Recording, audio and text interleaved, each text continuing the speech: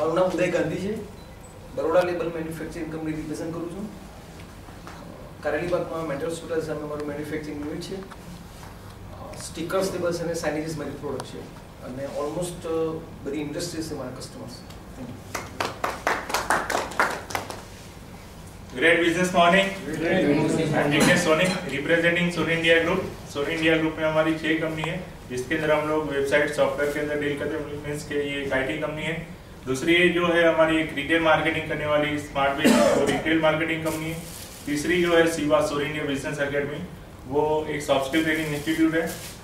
चौथी जो है जॉब फैक्ट्री, वो एक प्लेसमेंट कंपनी है. और जो पांचवी है सोनी इंडिया हेल्थ केयर, वो हेल्थ केयर के अंदर हम लोग डील करते हैं. और सोनी इंडिया ई कॉमर्स, जिसके अंदर हम लोग ई कॉमर्स में डील करते हैं. Thank you.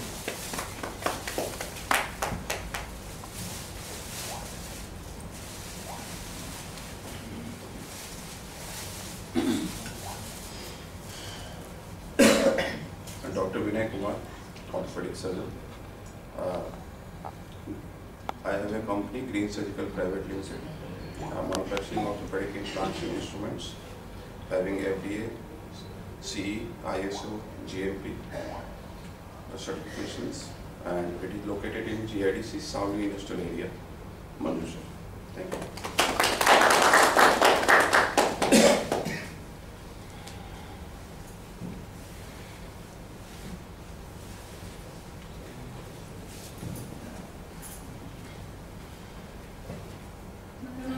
शाह છે અમે 3M એન્જિનિયર્સ મારી કંપનીનું નામ 3M એન્જિનિયર છે. અમે મેનલી ઓએનજીસીમાં બિઝનેસ કરીએ છીએ trading.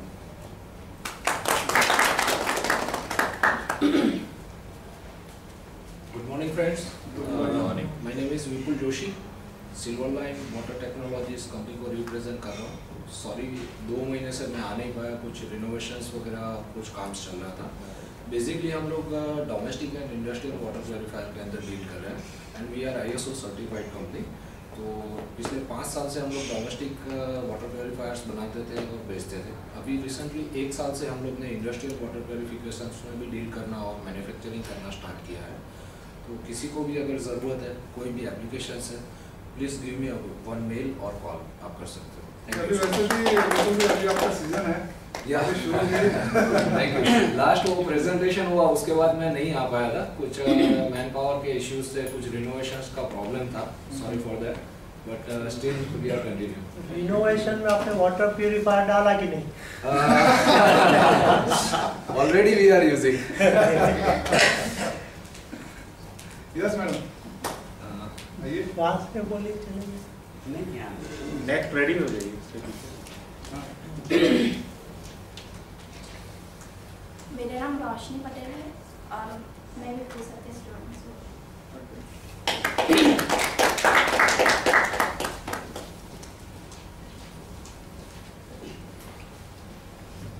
Myself is Neha Patel and I am working with Goel Scientific Class in Design and Development Department. Thank you.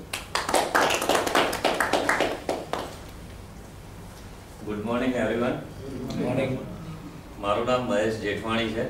મને બધા ઓળખતા તો હશો જ. વરી બી કહી દઉં કે તુવેર દાળ, ચોખા અને ઘઉં માટે મારું મેન્યુફેક્ચરિંગ છે શિવમ બ્રાન્ડથી. અહીંયાથી વડોદરાથી 30 કિલોમીટર દૂર ડભોઈ ગામમાં.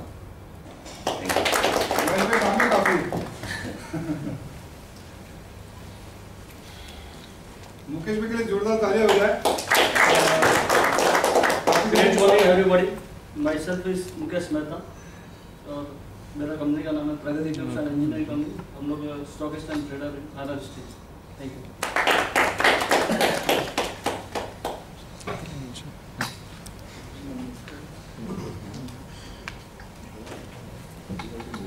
Good morning everyone.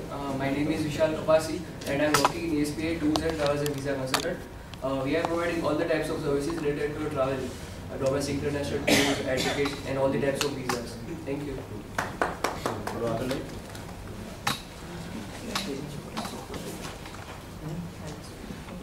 Good morning.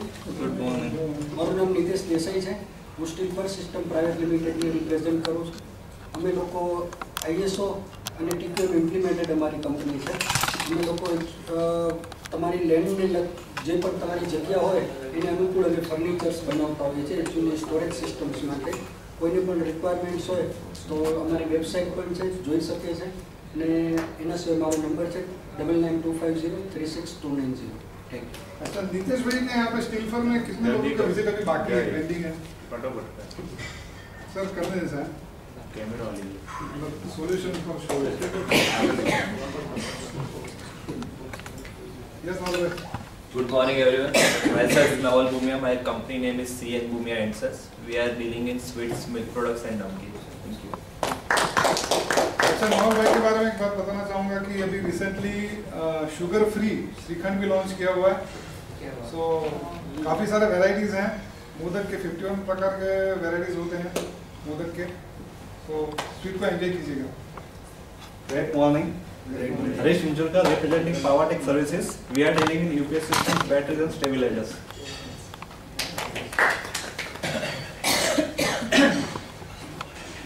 Good morning, Paresh Shah, Krishna Traders, Makarpura JIDC, stockist of Alloy Steel, Bradbar, Dye Steel and MySteel.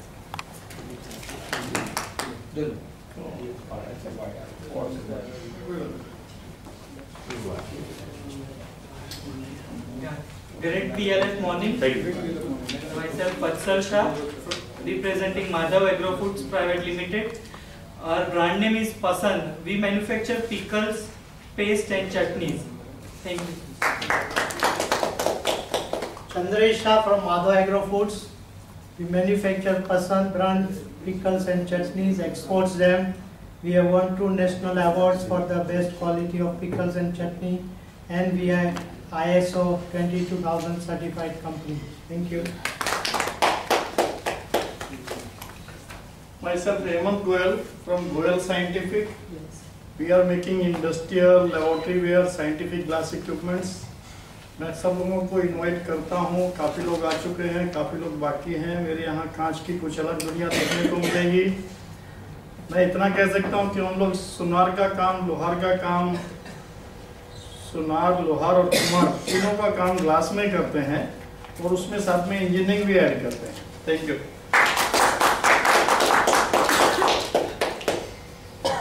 इनका भी इंट्रोडक्शन होना चाहिए. अंकित भाई हाँ. मैं तो सब जानते ही, वैसे भी आरजीबी एजुकेशन से जुड़ा हूँ, ऑपरेशन और सब वर्क में ही देखता हूँ. इंट्रोड्यूसिंग में तो सबके यहाँ आता ही जाता रहता हूँ. अलकेश पटेल है मेरा. अलकेश पटेल. सो आज टॉपिक की शुरुआत करते हैं टैलेंट अलाइनमेंट. और आज के जो फैकल्टी हैं मिस्टर सर्वेश रस्तोगी जी 25 साल से इस फील्ड में हैं. So help me to welcome Mister Rastogi जी.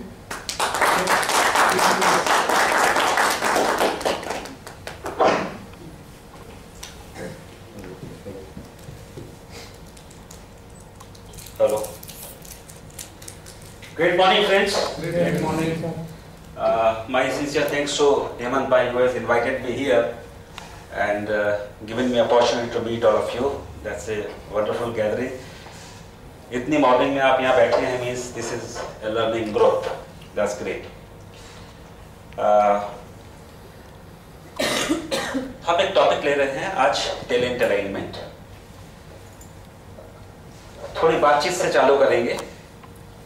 तो सबसे पहले मैं एक स्टेटमेंट दे रहा हूं, आप लोग हाँ या ना बोलिए कि सही है या गलत है, कि हम सभी लोग जो भी इस दुनिया में पैदा हुआ है वो टैलेंट अलाइनमेंट कर ही रहा है, जानता ही है. दिस इज फॉल्स और ट्रू? ट्रू. ठीक है, सब लोग मानते हैं ट्रू? बिल्कुल. तो थोड़ा दूर रखेंगे. Hello hello hello. इको नहीं होगा. Hello. Or without that also we can hear you.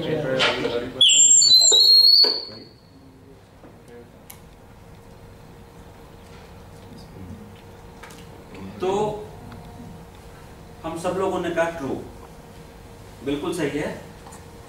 छोटे छोटे इंसिडेंसेस से जरा देखते हैं कि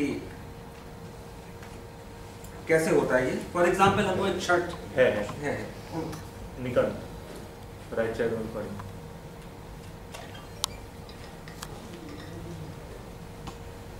फॉर एग्जाम्पल हमें एक शर्ट सिलवानी है, तो उस शर्ट सिलवाने के लिए हम टेलर के पास जाते हैं, राइट?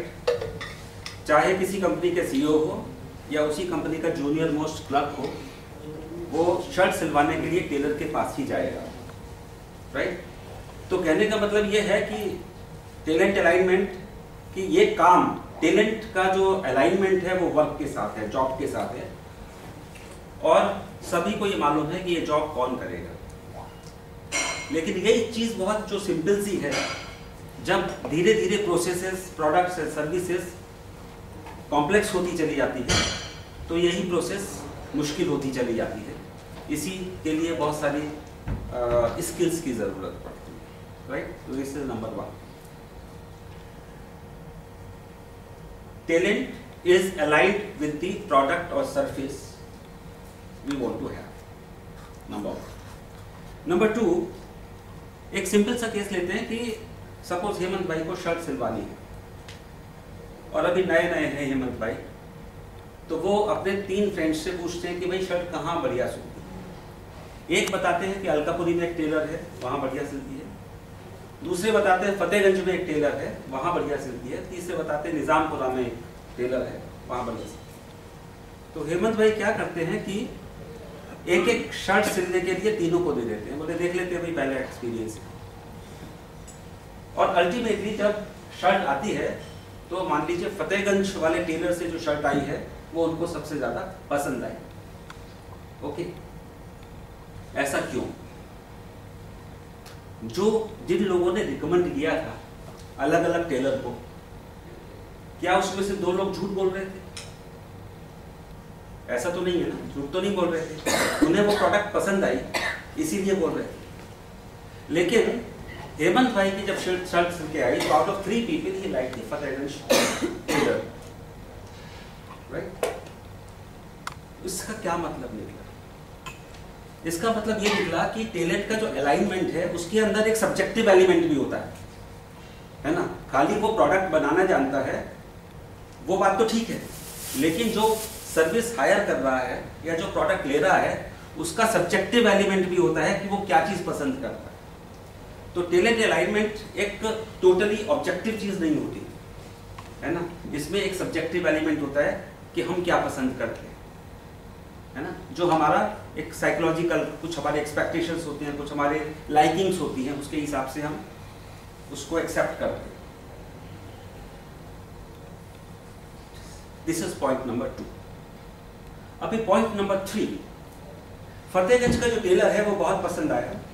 सपोज उस दुकान में 2 पार्टनर थे, 2 भाई थे सगे, और हमारे हेमंत भाई जाया करते थे उस टेलर पे और काम बढ़िया होता होता।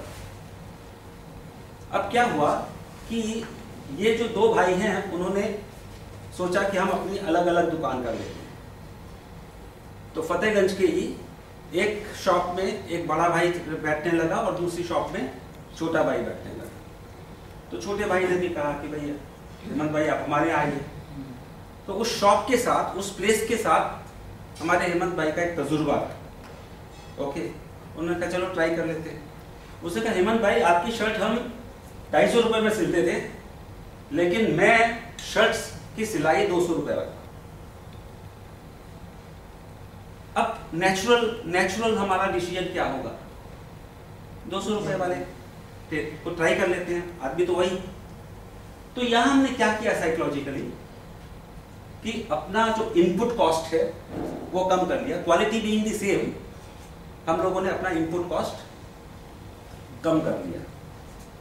ओके, यदि एक्सपीरियंस ठीक हुआ तो फाइन, नहीं हुआ तो वापस लौट जाएंगे, राइट?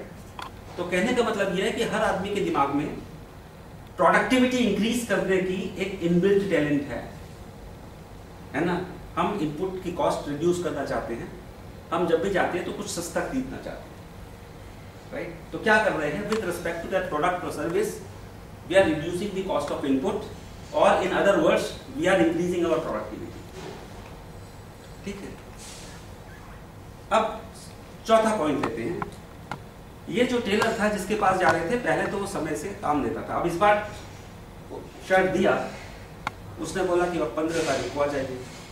हेमंत भाई पहुंचे 15 तारीख को, उसने बोला सर आज तैयार नहीं है। ऐसा 2 दिन बाद 17 तारीख, और ठीक है 17 तारीख को बोलो सर क्या करें, वर्कर छुट्टी पर गया था, ये गया था, बस आप 2 दिन और ठहर दो मैं दे दूँ।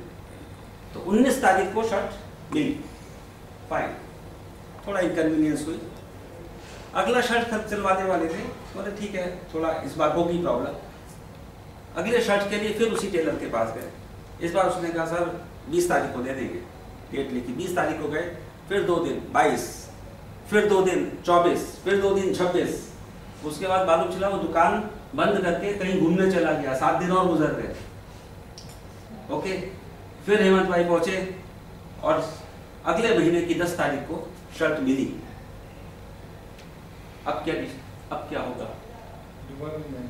दोबारा नहीं जाएंगे। तो कहने का मतलब ये है, यहाँ क्या बताने की कोशिश कर रहे हैं कि इस प्रोडक्ट और सर्विस के अच्छे होने के बाद भी एक साइकोलॉजिकल एक्सपेक्टेशन था, और जब वो साइकोलॉजिकल एक्सपेक्टेशन कम हुआ, एक लिमिट से नीचे चला गया, तो रिलेशनशिप टूट गया। राइट? तो फ्रेंड्स, ये जो 4 इंसिडेंसेस बताए हैं, ये हमारी जिंदगी में, पर्सनल लाइफ में और कॉर्पोरेट लाइफ में हमेशा ही चलते रहे। ओके, तो आइडिया ये है कि किस तरीके से हम प्रोडक्टिविटी इंक्रीज करें और जो साइकोलॉजिकल एक रिलेशनशिप डेवलप हुई है उसको बना के रखें। This is the theme of this topic, how can we do it. So talent alignment is a single dose remedy for productivity, prosperity, peace and joy. और इसके साथ जो हमें एक फीलिंग होती है, that is success. Now question is it possible? आप लोगों का क्या मत है कि ये चारों चीजें हो सकती है क्या? एनीवन? पॉसिबल है या नहीं है? Yes, possible. Possible, fine. अब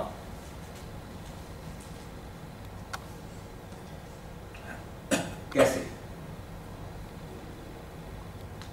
चलिए एक्सप्लोर करते हैं। See, productivity improvement means minimum input and maximum output, यही कर रहे हैं, right? Either we save or we increase the profit. हमारी जो इनपुट है वो है human efforts, without human efforts nothing is possible. दूसरा है टाइम,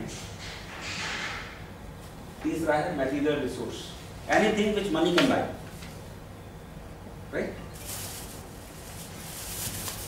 और हमारे जो आउटपुट्स हैं वो है फाइनल प्रोडक्ट एंड सर्विस। यहां हम अभी जैसे हमने बात किया, एक और फैक्टर पकड़ते हैं, success, Joy and satisfaction with the. कोई भी हम ट्रांजैक्शन करते हैं किसी के साथ, तो ये बताइए कि success, Joy and satisfaction desired है या नहीं है? Very much desired. और यदि सारे ट्रांजैक्शंस जो हम कर रहे हैं अलग अलग लोगों के साथ, वो सक्सेस, जॉय और सेटिस्फैक्शन दे रहे हैं, तो अल्टीमेट इफेक्ट लाइफ के अंदर या ग्रॉस टर्म में सोसाइटी के अंदर क्या होगा? Shared peace and prosperity. ठीक है, तो जो आउटपुट वाला पार्ट है वो नॉर्मली जो ट्रेडिशनल मैनेजमेंट है वो आउटपुट में सिर्फ एक ही चीज पकड़ता है, दैट इज प्रोडक्ट और service, quality, time, delivery. Okay, हमने यहाँ पर 2 फैक्टर्स पकड़े हैं। एक फैक्टर है tangible, which are products and services, और दूसरा फैक्टर है intangible, which is feeling of satisfaction, joy, accept. अब सवाल है कि जो इंटेंजिबल फैक्टर है जो हमने ऐड किया है वो कितना इंपॉर्टेंट है। तो क्वेश्चन है If the feeling of success is not there, can life be lived with self-esteem? No. No. कोई भी आदमी जो अपने को फेलियर समझता है वो हमेशा कॉन्फिडेंस शेक रहता है उसका, ऊपर से कुछ और दिखाता है, अंदर से कुछ और होता है, right? The life is not worth living. Question number 2, if the joy and satisfaction is not there, is the activity worth doing? Yes. Yes. If the activity worth doing? No. No. हम कर रहे हैं मजबूरी burden समझ के, लेकिन तीसरा, what should give more joy, the process of doing or only the result? This is very important, right? हम टारगेट्स बनाते हैं, जो ट्रेडिशनल वेस्टर्न मैनेजमेंट है वो पूरा का पूरा गोल ओरिएंटेड है. हम गोल्स बनाते हैं, राइट? उसको अचीव करते हैं, उसके लिए हम स्ट्राइव करते हैं, राइट? और उस स्ट्राइव करने में बहुत स्ट्रेस डेवलप होता है. ओके, अब धीरे धीरे हम पूरा वर्ल्ड वेलनेस की तरफ आ रहा है. हम मेडिटेशन की बात करते हैं, इसकी बात करते हैं, लाइफ वर्क लाइफ बैलेंस की बात करते हैं. क्यों? क्योंकि एक स्टेज तक स्ट्रेस पॉजिटिव होता है और उसके बाद वो स्ट्रेस नेगेटिव हो जाता है, वो प्रोडक्टिविटी डाउन करता चला जाता है, क्वालिटी ऑफ लाइफ डाउन करता चला जाता है, राइट? तो जो भी हम काम कर रहे हैं या जो भी हम ट्रांजैक्शन कर रहे हैं, उसके अंदर the process of doing is more important और the result is more important, और ओनली द रिजल्ट. मैं ये नहीं कह रहा रिजल्ट इंपॉर्टेंट नहीं है, रिजल्ट इंपॉर्टेंट है, उस रिजल्ट के लिए काम कर रहे हैं, रिजल्ट पे तो फोकस करना है, लेकिन यदि प्रोसेस ऑफ डूइंग, तो every moment which we are living is joyful.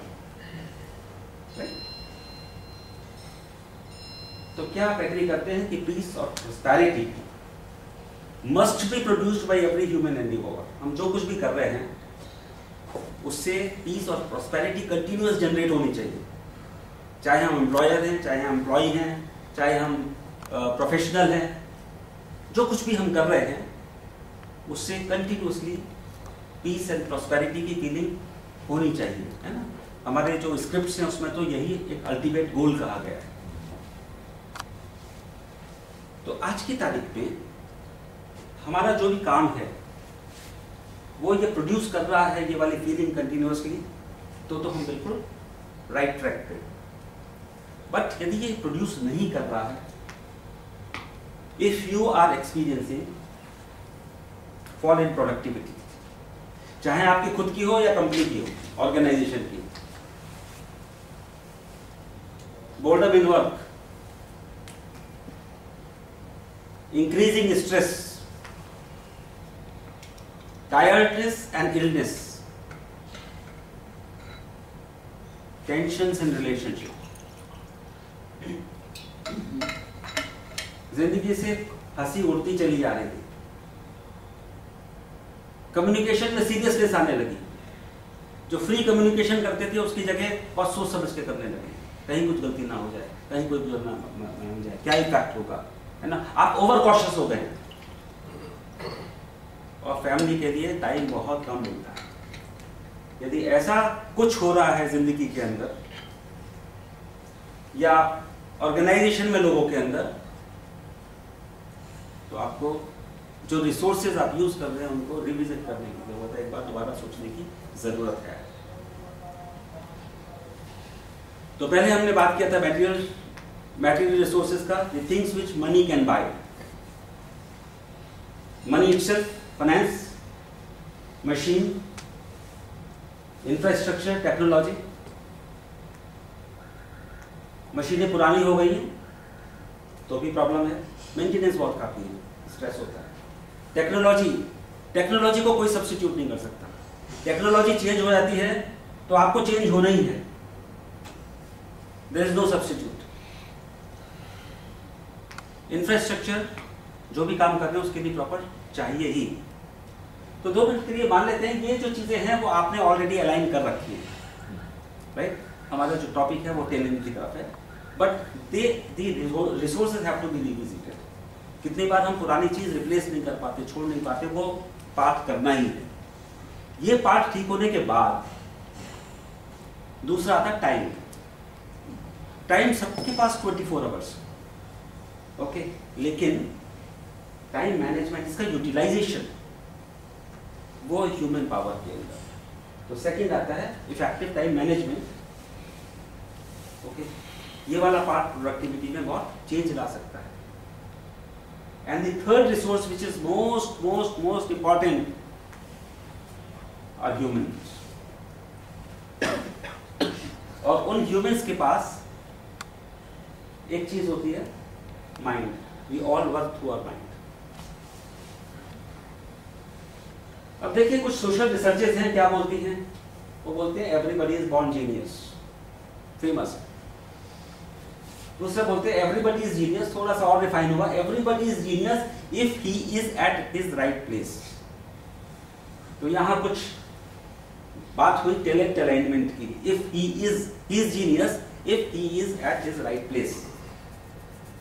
और थोड़ा सा उन्होंने स्टैटिस्टिक्स पकड़ी, तो ये पाया 90% people are born genius but only 20% are rightly placed. ठीक है, इसका मतलब क्या हुआ कि 70% ह्यूमन रिसोर्सेज ऑप्टिमम यूज पे नहीं है। हम 70% रिसोर्सेज वेस्ट कर रहे हैं, और आज हम जिस ऑर्गेनाइजेशन को चला रहे हैं उसमें भी 70% लोग लगभग ऐसे होंगे जो काम कर रहे हैं वो उनके लिए नहीं बना है, लेकिन कर रहे हैं, क्योंकि एक तो पावर है इनमें कि कोई भी चीज सीख सकता है, तो वो सब कर रहे हैं। बट इस स्टैटिस्टिक्स के हिसाब से वो प्रॉपर्ली प्लेस्ड नहीं। अभी थोड़ा सा स्क्रिप्ट्स पे जाते हैं, पुराने चले जाते हैं। सुना है कि 5000 साल पहले कृष्ण भगवान हुआ करते थे। गीता बड़ी प्यारी सी किताब उन्होंने लिखी हुई है, बहुत सारी चीजें लिखी हुई है। गीता में कृष्ण जी ने कहा है कि मैंने प्रकृति, नेचर 8 एलिमेंट से बनाई। उसमें 5 तो ग्रॉस एलिमेंट हैं, पंच महाभूत, air, fire, earth, water and space, और 3 सब्टिल एनर्जीज हैं, सूक्ष्म ऊर्जाएं दिखाई नहीं देती, मन, बुद्धि और अहंकार। नौ यहां अहंकार से ego, mind, intellect and ego.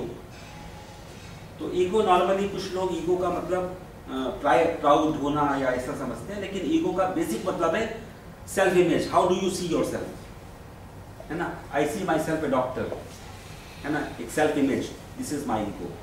Ego can be very helpful, है ना? एलिवेटेड ईगो है तो आदमी को ऊपर ले जाती है।